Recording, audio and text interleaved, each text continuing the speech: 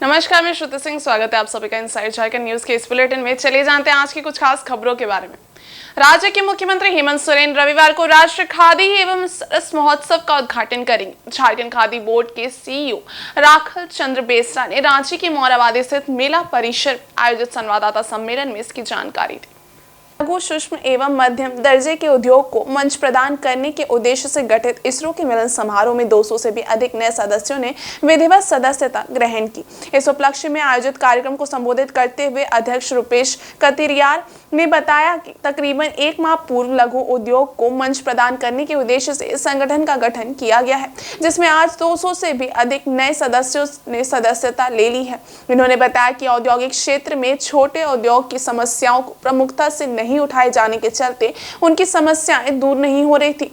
संवादहीनता के चलते उद्योग को कई परेशानियों का सामना करना पड़ रहा था, लिहाजा संगठन वैसे उद्योग की उम्मीद और आवाज बनेगी। इस मौके पर महासचिव संदीप मिश्रा, कोषाध्यक्ष उत्तम कुमार समेत सैकड़ों सदस्य उपस्थित रहे। जनसंपर्क शुरू किया और यहाँ के लघु उद्यमियों से मिलना शुरू किया कि हम लोग एक काम करना चाहते हैं लघु उद्योग के विकास के लिए, समस्याओं से लड़ने के लिए, और लोगों का अपील किया। तो चूंकि लोग जानते थे तो कारवां बढ़ते गया और 20 दिन के अंदर में 200 का आंकड़ा पार कर गया। तो हम लोग संगठन को अभी विस्तार करने वाले हैं, पूरा कार्य समिति आने वाली है। हम लोग सोचे कि जब 200-250 लोग हो गए हैं तो पहले एक परिचय सम्मेलन हो जाए, और नया साल भी था तो हम लोगों ने बैठे बैठे प्लानिंग किया कि चलो एक लिट्टी पार्टी भी हो जाए, परिचय सब लोग एक दूसरे को जाने। इतना ज़रूरी था, आज इतने लोगों को जानने का मौका मिला। माइक पर सभी लोगों ने अपनी बातों को बताया, अपनी तकलीफ को बताया, अपनी ज़रूरत को बताया। एक बहुत बड़ा गैप था इंडस्ट्रियल एरिया में, कम्युनिकेशन नहीं हो रहा था, बात करने की कोई जगह नहीं है, अपने बातों को एक्सप्रेस करने का जगह नहीं है। इसरो ने, हम लोगों के संगठन ने आज वो प्लेटफॉर्म क्रिएट किया है जहाँ सूक्ष्म लघु उद्यमियों की आवाज़ बनेगी इसरो, उनकी उम्मीद और भरोसा बनेगी इसरो। और राज्य के मुख्यमंत्री हेमंत सोरेन रविवार को राष्ट्रीय खादी एवं सरस महोत्सव का उद्घाटन करेंगे। झारखंड खादी बोर्ड के सीईओ राखल चंद्र बेसरा ने रांची के मोराबादी स्थित मेला परिसर में आयोजित संवाददाता सम्मेलन में इसकी जानकारी दी। बताया जाता है कि राष्ट्रीय खादी एवं सरस महोत्सव का आयोजन 7 जनवरी से 12 जनवरी के बीच हो रहा है। मेले में लगभग 300 स्टॉल लगाए जाएंगे, जिसमें सरकारी विभाग के 23 स्टॉल और खाने पीने के 32 फूड स्टॉल हैं। मेले में गांधी म्यूजियम के साथ साथ सेल्फी पॉइंट की भी व्यवस्था रहेगी। सरस मेले में हर दिन विभिन्न राज्यों से आए कलाकारों की ओर से सांस्कृतिक कार्यक्रम की भी प्रस्तुति दी जाएगी। छोटे बच्चों के मनोरंजन के नजरिए से मेला परिसर में झूला और अम्यूजमेंट पार्क भी होगा। राष्ट्रीय खादी एवं सरस महोत्सव 2023-24 7 जनवरी से 12 जनवरी का अवधि में आयोजन हो रहा है इस बार। हालांकि बहुत अल्प अवधि है। शुरू में हम लोग 7 से 14 था, ओलंपिक गेम के चलते इसको कट किया गया, संशोधित किया गया। और जैसे आप लोग पिछले मेला आप लोग देखते हैं, मोरलेस वही पैटर्न पे ही है। थोड़ा सा उसमें हम लोग चेंज किए हैं कि स्टॉल की जो संख्या है लगभग उतना ही है, पिछले बार की तरह ही है, 300 के आसपास है। उसमें से सरकारी जो है 23 है। उसी तरह आपको फूड स्टॉल में 32 है, जिसमें से सरस को हम 6 देते हैं, और जनरल स्टॉल जो बात कर रहे हैं उसमें से 120 जो है सरस को दी जाती है। उसके साथ हमारा म्यूजियम है। पिछले बार गांधी म्यूजियम था, इस बार भी गांधी म्यूजियम है। कुछ हटके है इस बार, आप लोग देखेंगे कैसा है, अलग होगा। उसी तरह सेल्फी पॉइंट आप देखेंगे, कई तरह का सेल्फी पॉइंट हम लोग हैं, वो भी पिछले बार बहुत हिट रहा है। इस बार दांडी यात्रा को दिखाया गया सेल्फी पॉइंट में। इसके अलावा सांस्कृतिक कार्यक्रम जो अन्य राज्यों से उनके ट्रूप्स के द्वारा अपना प्रस्तुति करेंगे, जो 7 तारीख से 12 तारीख तक होगा। कलाकारों में जो लोकल के साथ अन्य जो इंडियन आइडल हैं उस तरह के भी हैं, और जिस तरह का दूसरे राज्यों के कला विभाग से हैं, तो हमारे यहाँ झारखंड के भी लोकल कला प्रदर्शन करेंगे। और झूला वगैरह अम्यूजमेंट पार्क एक कोना में है, जो अमूमन होता है, वो भी इस बार भी है। वहीं Jharkhand police men's association Seraikela Kharsawan जिला का चुनाव आज सुबह आरंभ हो गया है। मुख्य चुनाव पदाधिकारी सत्यजीत कुमार, पर्यवेक्षक गुलाब चंद्र महतो एवं प्रदेश सहायक महामंत्री लालेश्वर राम की देखरेख में मतदान किया जा रहा है। पुलिस लाइन दोगनी के अलावे कुल 11 मतदान केंद्र बनाए गए हैं। मतदान उपरांत मतपेटी आज रात को ही पुलिस लाइन सरायकेला में पहुंचा दी जाएगी। मतपेटी पहुंचते ही देर शाम मतगणना कार्य प्रारंभ होगी। अध्यक्ष पद के लिए 4, उपाध्यक्ष पद के लिए 3, सचिव पद के लिए 4, संयुक्त सचिव पद के लिए 3, केंद्रीय सदस्य के लिए 3, अंकेशक के लिए 4 व 60 डेलीगेट्स प्रतिनिधि के लिए प्रत्याशियों ने नामांकन किया है। पर्यवेक्षक गुलाब चंद्र महतो ने कहा कि पुलिस मेंस एसोसिएशन की शाखा का चुनाव शांतिपूर्ण ढंग से प्रारंभ हुआ है। किसी भी मतदान केंद्र में विधि व्यवस्था को लेकर कोई मामला नहीं आया है। जिले के बाहर कुछ मतदान केंद्र बनाए गए हैं। मतदान केंद्रों में भी शांतिपूर्ण ढंग से मतदान चल रहा है। मतदान उपरांत सभी मतदान केंद्र के मतपेटी को सरायकेला पुलिस लाइन लाया जाएगा। इसके पश्चात मतगणना कार्य प्रारंभ होगा। मतदान केंद्र 8 हैं और 950 वोटर है और शांतिपूर्ण मतदान हो रहा है। कहीं आप देख ही रहे, कहीं कोई दिक्कत नहीं है, शांतिपूर्ण ही मतदान हो रहा है। और इधर सरायकेला जिले में आगामी 26 जनवरी गणतंत्र दिवस समारोह के सफल आयोजन को लेकर संग्रहालय स्थित सभागार में जिला दंडाधिकारी सह उपायुक्त रविशंकर शुक्ला एवं पुलिस अधीक्षक डॉक्टर विमल कुमार की संयुक्त अध्यक्षता में बैठक आहूत की गई। बैठक में उपायुक्त ने आगामी 26 जनवरी गणतंत्र दिवस को हर्षोल्लास के साथ मनाने को लेकर की जाने वाली तैयारियों के संबंध में चर्चा की। उन्होंने बताया कि नगर क्षेत्र के मुख्य चौक चौराहों तथा विभिन्न मूर्तियों की साफ सफाई, मुख्य समारोह स्थल एवं संग्रहालय परिसर की साफ सफाई कराए जाने के निर्देश दिए गए हैं। कार्यक्रम स्थल पर पेयजल एवं चलंत शौचालय की व्यवस्था को लेकर भी संबंधित पदाधिकारियों को आवश्यक निर्देश दिए गए हैं। वहीं कार्यक्रम में ध्वनि विस्तारक यंत्र, विद्युत आपूर्ति, टेंट, कुर्सियां एवं परेड रिहर्सल हेतु अन्य तैयारियों को लेकर आवश्यक दिशा निर्देश दिए। कार्यक्रम में मुख्य अतिथि के रूप में आदिवासी कल्याण सह परिवहन मंत्री झारखंड सरकार चंपई सोरेन उपस्थित होंगे। इस दौरान उन्होंने कहा कि सभी संबंधित विभागीय पदाधिकारियों को कार्यक्रम की तैयारी हेतु तालमेल स्थापित करते हुए निश्चित समयावधि में पूर्ण करने को कहा गया है।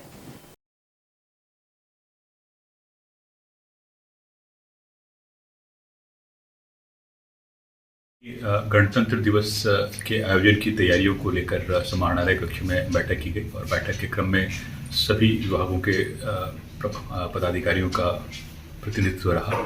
इस क्रम में गणतंत्र दिवस के उपलक्ष्य पर आयोजित की जाने वाली झांकियों और तत्संबंधी व्यवस्थाओं के बारे में चर्चा की गई तथा यह निश्चय किया गया कि विभागीय निर्देशों के आलोक में गणतंत्र दिवस का आयोजन सुनिश्चित किया जाएगा।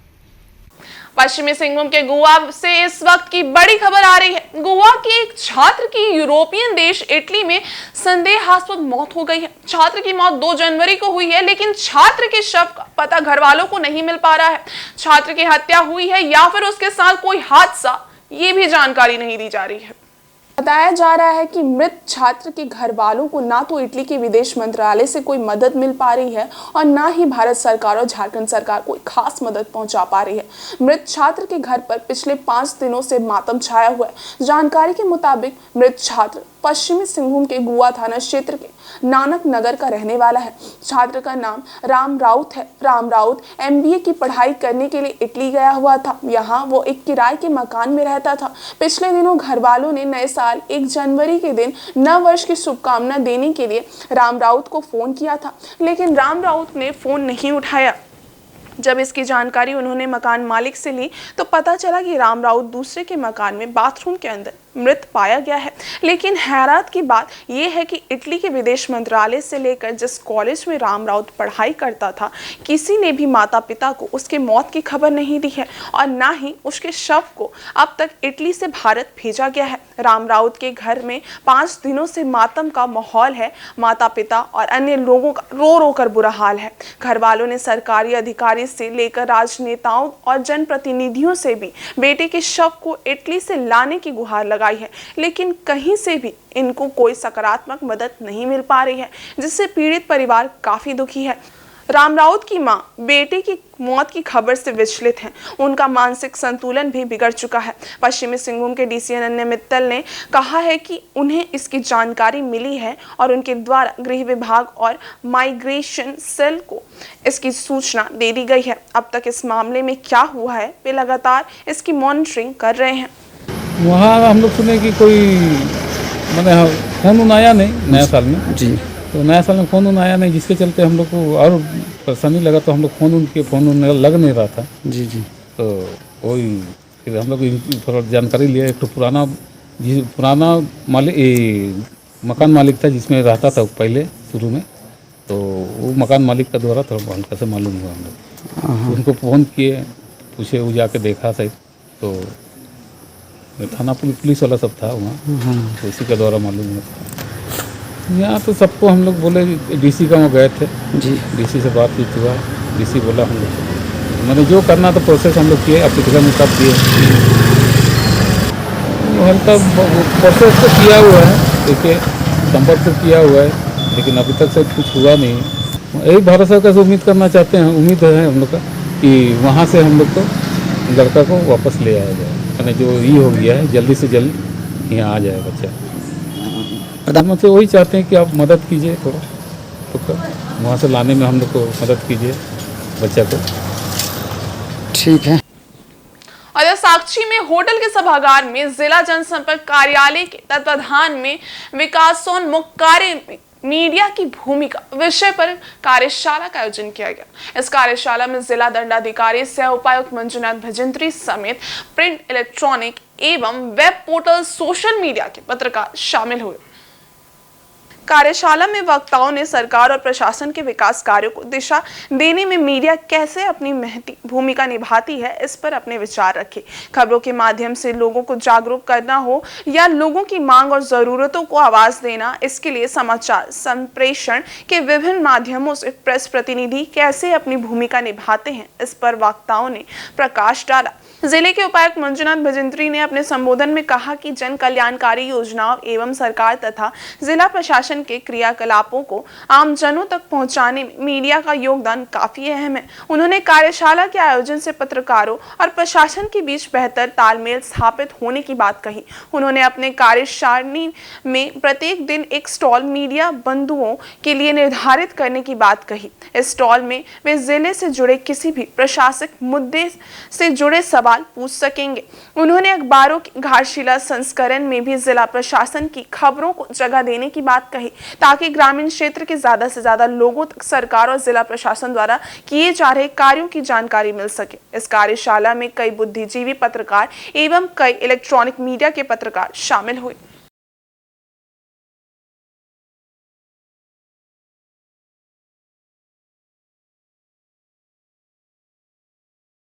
वो लोग भी 60-65 बरस में रिटायर हो जाते हैं, लेकिन आप लोग जो है बिना हिचक से हर एक गांव में कोई भी क्षेत्र में जाते हैं और आपको फर्स्ट हैंड फीडबैक, और वो जो हम कहते हैं कि ट्रुथ, और मीडिया का जो हमारे संविधान ने जो बनाया है, जो आर्टिकल 19(1) ये चाहती क्या है, यही चाहती है कि फ्रीडम ऑफ एक्सप्रेशन, सच्चाई क्या है।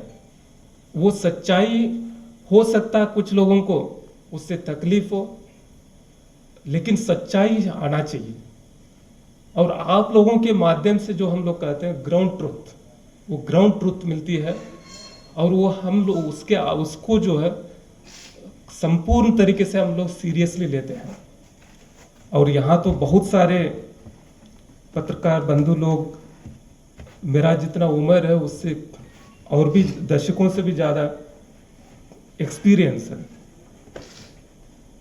और मैं तो आप लोगों से बहुत सारे चीज़ आज की इस मीटिंग में भी सीखने को मिला।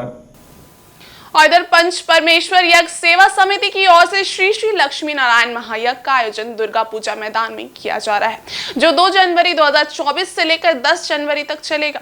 इस महायज्ञ में अनुसंधान और प्रवचन प्रतिदिन होंगे। पंचपरमेश्वर यज्ञ सेवा समिति के सदस्यों ने बताया कि 2 जनवरी से श्री लक्ष्मी नारायण महायज्ञ चालू है। प्रतिदिन प्रवचन के साथ साथ अनुष्ठान एवं पूजा अर्चना की जाती है।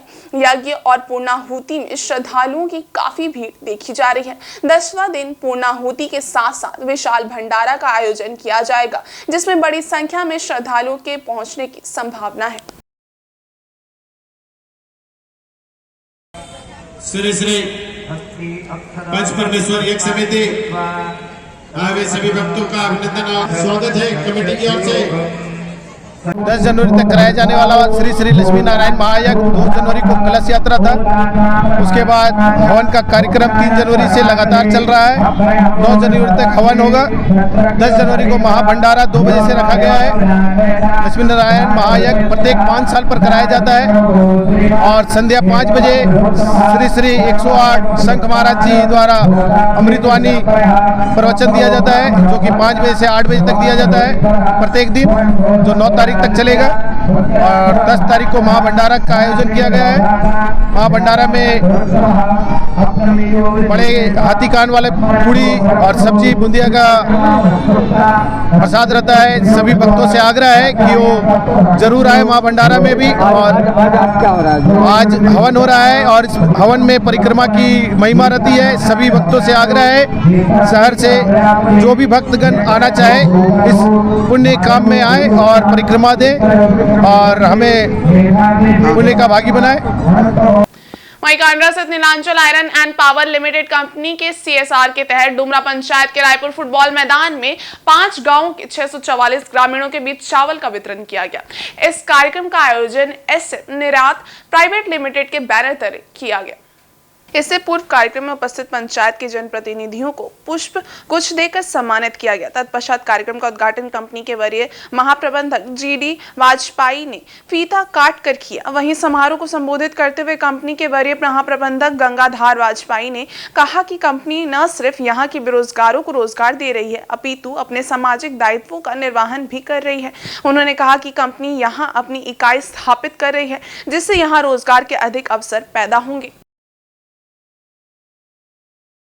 मैदान में SF निर्यात प्राइवेट लिमिटेड के माध्यम से चावल वितरण का आयोजन किया गया है, जिसमें हमारे डुमरा पंचायत के लगभग 5 गांवों का लोग आज इसका लाभ लेने के लिए आए हुए हैं और हम लोग इसमें करीब 624 बोरा चावल वितरण कर रहे हैं। इसके लिए मैं विशेष रूप से Nilanchal iron and power limited Ratanpur को विशेष धन्यवाद देना चाहूँगा, जो हर साल CSR एक्टिविटी के माध्यम से कुछ न कुछ आयोजन करते रहता है, जैसे नेत्र जांच शिविर, मेडिकल शिविर, कंबल वितरण, स्कूल बच्चों का बैग वितरण।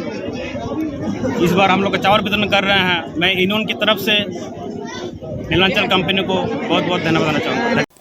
चकदरपुर पुलिस ने देवघर, मधुपुर, आसनसोल और सरायकेला में साइबर ठगों की मदद करने वाली सोनुआ की एक महिला को धर दबोचा है।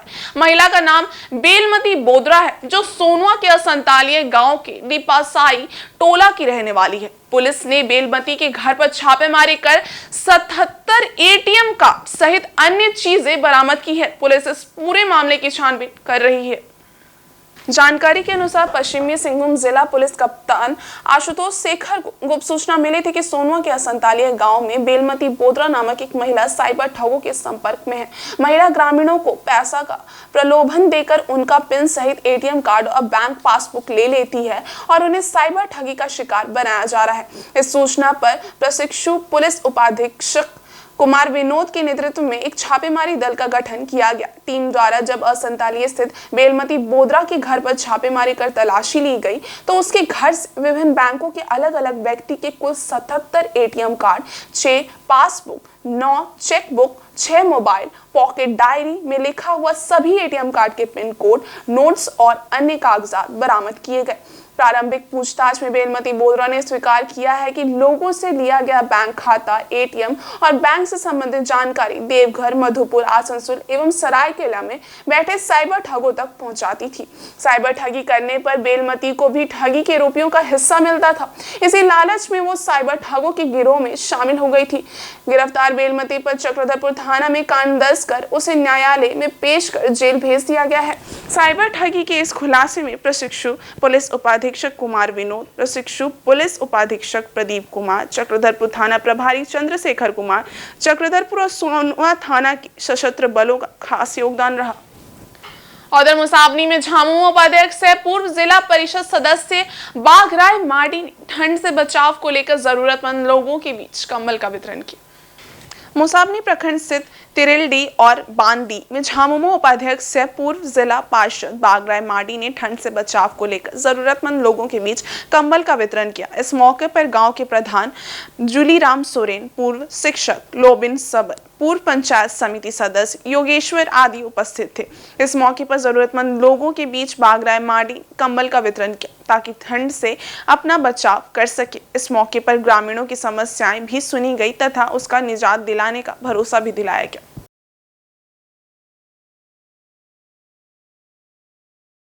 जिला परिषद क्षेत्र में हम जब से बना तब से ही हमारे क्षेत्र के 9 पंचायत के जो भी ग्रामीण का ये ठंड के टाइम में दिक्कत आती है, मैं हमेशा प्रयास करता हूँ ठंड डे से कोई भी कुकुड़ कर किसी तरह के दिक्कतें ना झेले। उसके लिए हमने सारे गांव में जाकर इन तरह के बुजुर्गों को हम चिन्हित कर उनको हम कंबल देने का कार्य कर रहे हैं ताकि इस ठंड से वो सुरक्षित रहे और आगे हम लोग शुभकामनाएं देते हैं कि वो अच्छा जीवन यापन कर सके। उसके लिए हमने कंबल का वितरण करते हुए आ रहे हैं।